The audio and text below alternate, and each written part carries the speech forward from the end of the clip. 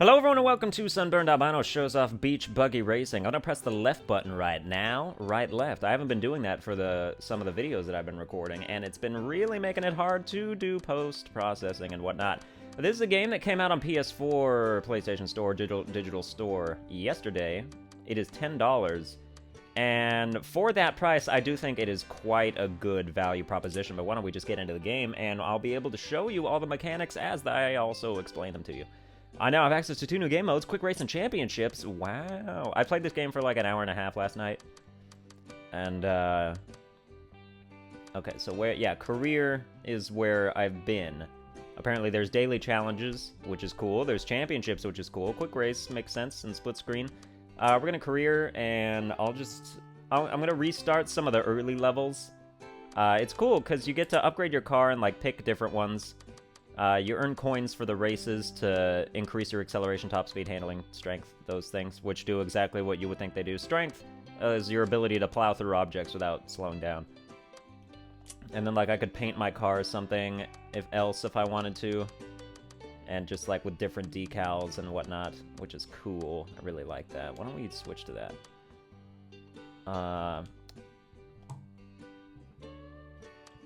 Yeah, never mind. I like my original. So yeah, that's cool, and it's good that you're not locked into anything after you've made some decisions. We're gonna go back. It also has a list of all the power-ups, which is nice. There's lots of power-ups, which makes up for the fact that none of them are upgradable, so it's not like Mod Nation Racers in that regard. This does draw, for me, a lot of comparisons to Mod Nation Racers, except for a few notable things that will be discussed as we actually get on the track. You can also, as you go through career, unlock different drivers. Like, you start with a dude who plays arcade games and has a better looking car. But I switched to this one anyway, so choose series because she has a better special, which is all, I'm alluring to these things that have not yet been explained to you. We're gonna do the first race, and we're gonna play it. So there's a lot of it seems like there's just a lot of content for your dollar in this game, and you can, which is very good, just completely objectively. But also you have to decide if you like the core mechanics of this driving game to begin with. R2 is to accelerate, so it does share similarities with Mod Nation Racers controls, which is good, except in Mod Nation Racers, square is to use your weapon, and in this one, X is. The only thing that I do not like about this game is that there is no drift mechanic, which means there's basically no advanced techniques. I just got hit by 2 different weapons at the same time. There's no really advanced techniques for people who are more technical about their racing experiences, which is what brought me back to Mod Nation Racers all the time, is just the fact the drifting was so good and everything about that. I really loved Mod Nation Racers, but this isn't Mod Nation Racers, and I wouldn't say it's necessarily trying to be either. It's really got its own rhythm going, and it does succeed as a game that is a racing game that has a lot of tracks, a lot of different content, and the ability to, separate itself, but it presents itself as more for, like, the casual racer, I would say. So, as you can see, that race is only 1 lap, and that's kind of good, because there's so many different tracks. Like, each cup has how many races? Well, like, this one has 5 races in it. This one has, 8? That has 8, including the head-to-heads. And then this one has so many, like, so many. And how many does this one have? It won't let me, like, even look at it. But there's so many. Look at all these things. And if I assume that, like, the number of races goes up exponentially, as it would seem to have appeared so far, this game has a fuck ton of races. Just so much. I really can't stress enough that, like, you're getting so much out of this if you buy it, if it's something that you're interested in. So why don't we do, like, the 5th race and show that off. And the number of laps per race goes up as the difficulty increases, too, which is good, because, if you're really, like, just breezing by these races, you don't want them to be, like, 8-lap races against AI that has the intelligence of monkeys, but... So yeah, it's good that you start off slow, you just sort of knock these races out, 1-2 punch with them, and then... you get it more into the nitty-gritty stuff about being more difficult, and the AI does get better, and as you get further, it does become much harder to win. If only for the fact that even if you don't make any mistakes, like, the other racers are making just as few mistakes as you. So sometimes you'll find yourself, if you don't get the right weapons, just trailing the pack the entire race and there's nothing that can be done about it.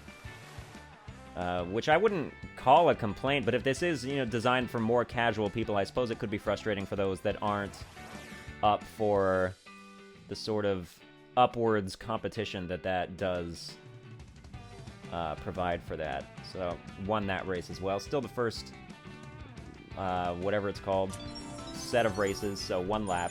We're going to go into the next set, where it's going to go up to 2, and there you'll find more of your meaty sort of race experience. Why don't we just do, like, number 5 here?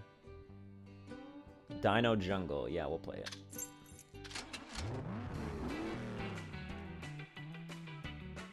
Alright.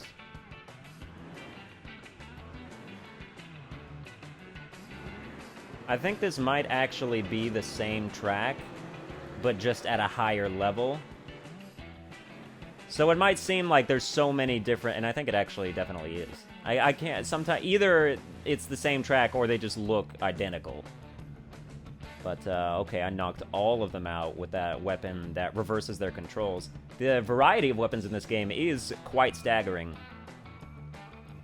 But it might just be my luck, but I tend to not get more than just the bare bones few. Like, maybe you have to set them up in, like, your wheel of possible weapons, but I don't think so, because that never seemed to present itself to me.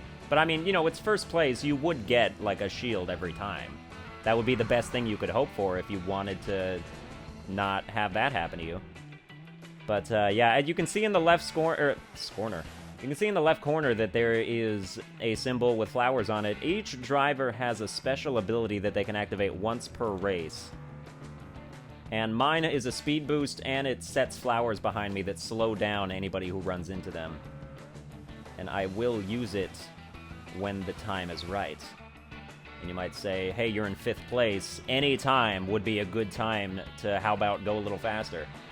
And you'd be right, so that's why I did it just then. And it didn't help very much, because these drivers are getting better.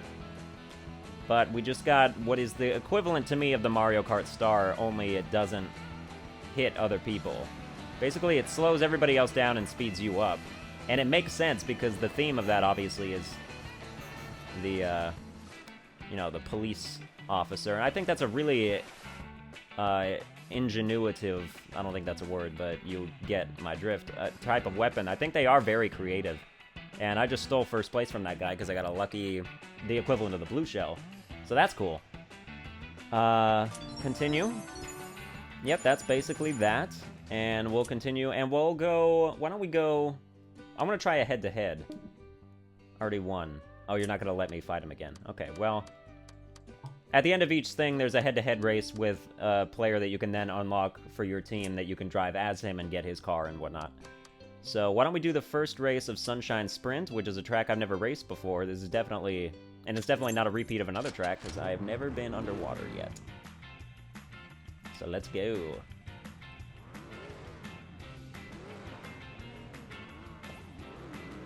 But yeah, you start off this game as a guy named Rez who is into arcade games, and his car's special is just a speed boost. So the fact that this one is kind of better, also bullshit, by the way. Really good 1-2 punch there of knocking me off the track and then keeping me off the track with the whole anti-gravity thing. I will say something that I think this game is inferior to Mod Nation Racers in terms of is the fact that when weapons are coming after you, you're not gonna know it until they hit you. There's almost no indication. You have to listen. Like, you have to really listen to hear if there's, like, a missile coming after you. And maybe that's on purpose, or maybe they don't want you to be able to know.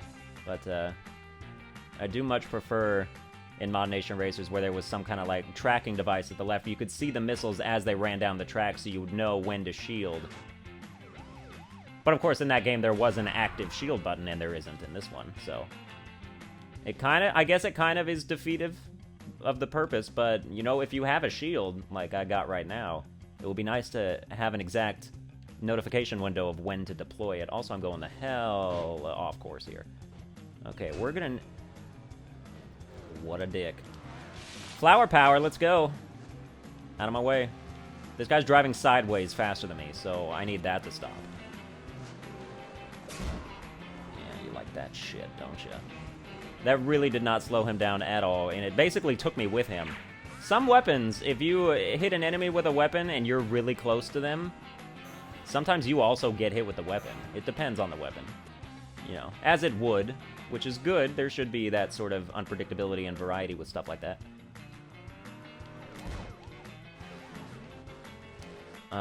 This doesn't look good for me in terms of actually winning this fight. I said fight. It's a race. It's cutting... Oh! Oh! Oh, that's first place! That so should not have been, but I'll take it. Oh my god, it's first place. We literally tied exactly down to the millisecond, and they gave me first anyway. That's awful nice of you, game. Like, if something like that happens, that's probably the first ever documented experience of that in this game, so proud to be the pioneer of that one. Why don't we continue? And after we do the next race, I'm gonna go upgrade my car a little bit. You get a fair amount of coins each race. Even if you lose, you'll still get a good amount, which is good. And if you keep replaying the track, you want to get first place, because that's the only way to get 3 stars. Then, you know, you can farm coins pretty heavily without any sort of consequences, which is nice. I do appreciate that.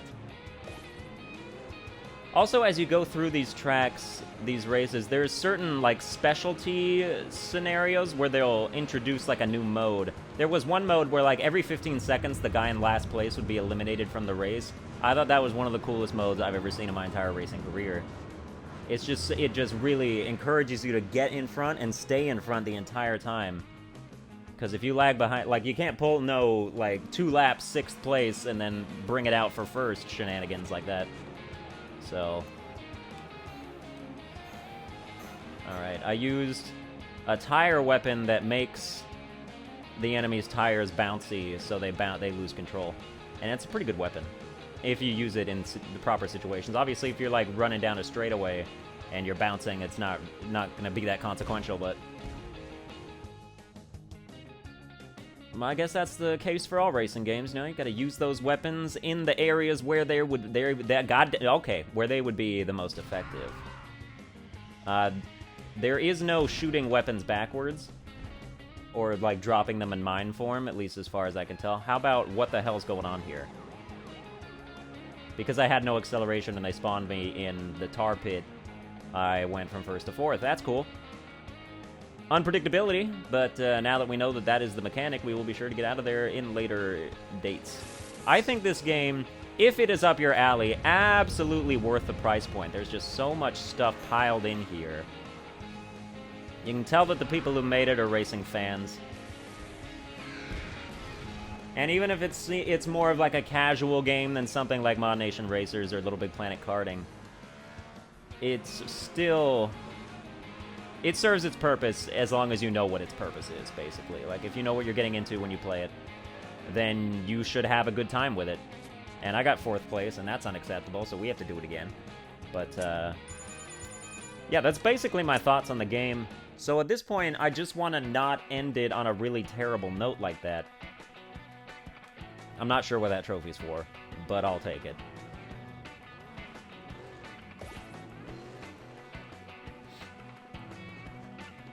I consider myself relatively good at racing games. Obviously, it depends on the racing game. Like, for this one, there's really not a lot of difficulty differences between... Like, you can't really be much better than anyone else at this game. Because there's just not a lot of... There's not many mechanics to master.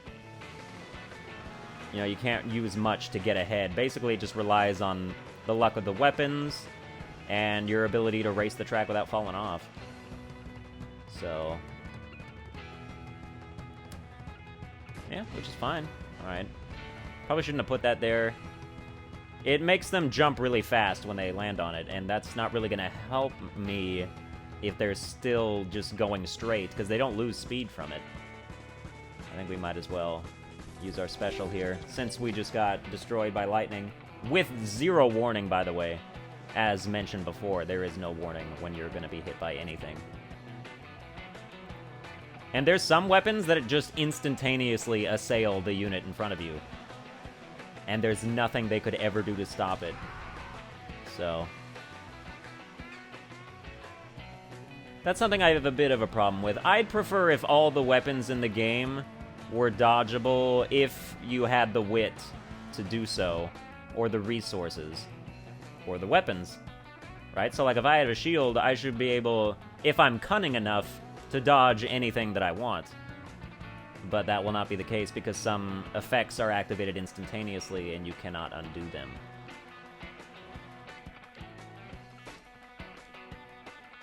Okay, but this is first place for me, so that's a good way to go. I'm gonna go upgrade my car, so you can see how that works. And you can go straight to the upgrade screen from the thing. That's very nice that there is the option to do that.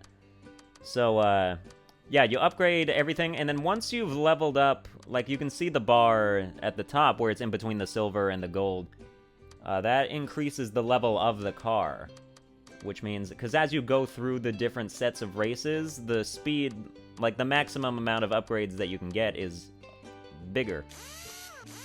Which is essentially to say that, like I'm at 250, I think that says HP. I still don't have my glasses. I really need to get them.